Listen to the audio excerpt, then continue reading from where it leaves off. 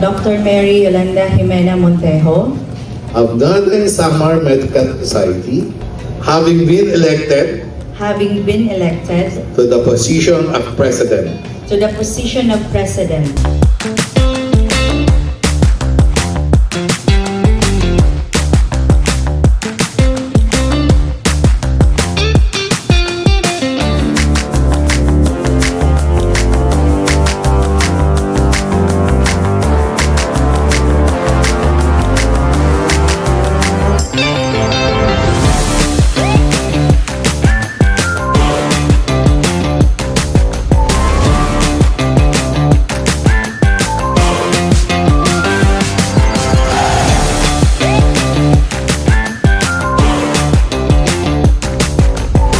My name is Dr. Erico Theodosis Jr.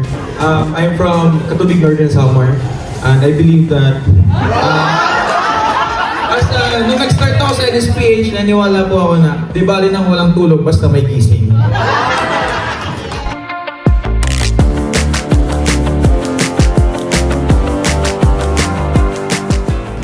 As I stand before you tonight, I am overwhelmed with blessings.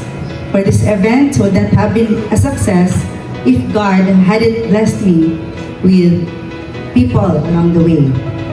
Firstly, God gave me my loving husband to walk beside me, not in front of me, nor behind me. And I know with Him and God between us, we cannot be broken. To the rest of my family and friends, they keep me grounded and human. Leading the Northern Samar Medical Society will be my greatest challenge yet as a leader. For I know, sabi ng mama ko, kahit sa tiyan pa lang niya, sumisigaw na ako ng makibaka.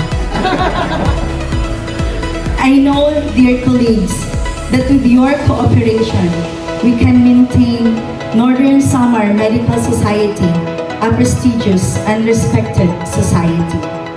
It is with pride and humility that I officially accept the challenge of being your NSMS President for 2026-2028. Maayong gabi sa atong tanan. Thank you.